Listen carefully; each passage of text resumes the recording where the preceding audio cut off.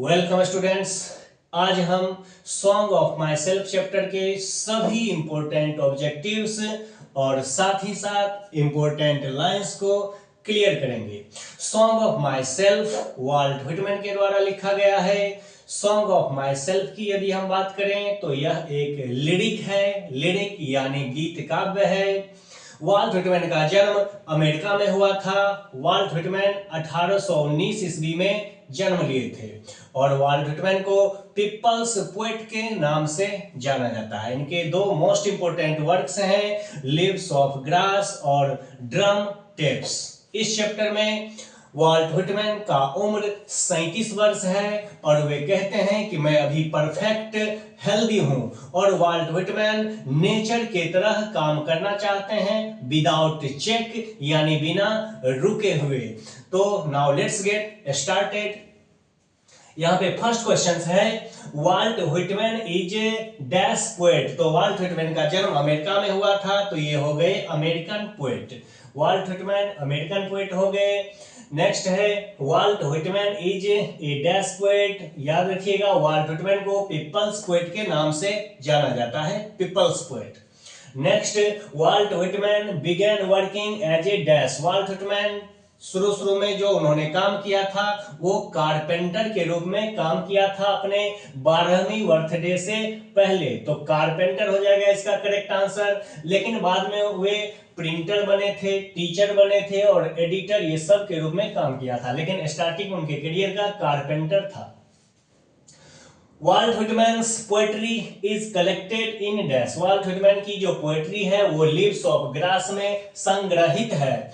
Song of my self is dash. Song of my self dash है तो lyric है यानी गीत काव्य है।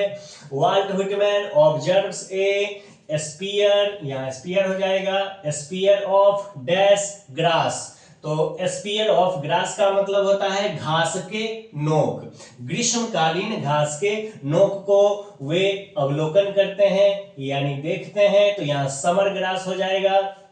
नेक्स्ट है every atom of the poets blood formed from dash soil and earth, यानी कहाँ की मिट्टी से और कहाँ की हवा से जो वाल्ट व्हिटमैन का ब्लड है वो बना है, तो वो बना है अमेरिकन, क्योंकि वे अमेरिका में जन्म लिए थे तो अमेरिकन सॉइल ही रहेगा, अमेरिकन मिट्टी ही रहेगा।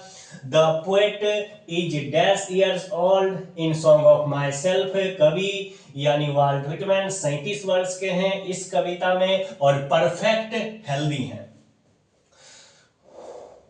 The poet in song of my self dash for himself, यानी वे क्या करते हैं तो गीत गाते हैं और जश्न मनाते हैं, तो सिंग्स हो जाएगा इसका correct answer. The poet observes in summer. Summer में कवि डैश का अवलोकन करते हैं तो spike of grass. Spike of grass का मतलब होता है घास के नोक, घास के नोक, spike of grass. Walt Whitman worked as a volunteer nurse in dash war, तो सिविल वार हो जाएगा यहाँ करेक्ट आंसर। अमेरिका में जब सिविल वार हुआ था तो वॉलंटियर नर्स के रूप में वाल्ट व्हिटमैन ने काम किया था। नेक्स्ट क्वेश्चन है dear students, leaves of grass was published in dash. तो लीव्स ऑफ ग्रास ये आपके एग्जाम में कई बार पूछा है, इंपोर्टेंट हो जाता है। 1855 में लीव्स ऑफ ग्रास पब्लिश हुआ था। Walt Whitman wrote leaves of grass and dash, तो लीव्स ऑफ ग्रास और ड्रम टेप्स होगा, ड्रम टेप्स। ये दोनों वर्क्स मोस्ट इंपोर्टेंट वर्क्स है वाल्ट व्हिटमैन का। तो ये सारे क्वेश्चंस को मैंने कितने सुपर फास्ट तरीके से बता दिया है। अब कुछ इंपोर्टेंट लाइंस है जिसे आपको बिल्कुल भी नहीं छोड़ना है, ये मोस्ट इंपोर्टेंट लाइंस है। तो देखिए सारे लाइंस को लिखा है, I celebrate my self and Singh my self. यहाँ पे वाल्ट व्हिटमैन कहते हैं कि मैं खुद ही सेलिब्रेट करता हूँ और खुद ही गीत गाता हूँ, यानी मुझे जश्न मनाने के लिए किसी दोस्त, किसी यार दोस्त की जरूरत नहीं होती है, मैं खुद ही जश्न मनाता हूँ और खुद ही गीत गाता हूँ। ये आपके एग्जाम में जितने भी लाइन्स हैं ये सब के सब कई बार रिपीटेड यानी बारंबार यहाँ से पूछा गया है, तो मोस्ट इंपोर्टेंट ये हो जाता है। फिर है अगला line, I lean and laugh. Lean का मतलब होता है आराम करना और लॉफ का मतलब होता है घूमना। वाल्ट व्हिटमैन कहते हैं कि मैं आराम करता हूं और फिर घूमता हूं at my age. At my age का मतलब होता है आराम से, मुझे हड़बड़ाहट नहीं है, मैं बड़े ही आराम से सब काम करता हूं। Observing a spear of summer grass, और फिर समर ग्रास यानी ग्रीष्मकालीन जो घास के नोक है उसको मैं बड़े ही आराम से देखता हूं, बड़े ही अच्छे तरीके से उसका अवलोकन करता हूं। नेक्स्ट लाइन है आई हार्बर फॉर गुड और बैड। हार्बर मतलब होता है विश्वास करना, और मुझे विश्वास है गुड और बैड, मैं गुड में भी विश्वास करता हूं और बैड में भी विश्वास करता हूं। आई परमिट, परमिट का मतलब अनुमति देना, मैं अनुमति देता हूं, मैं खुद को अनुमति देता हूं to speak at every hazard. Hazard का मतलब होता है जोखिम, यानी मैं प्रत्येक खतरे में, प्रत्येक जोखिम में भी बोलने को खुद को अनुमति देता हूं।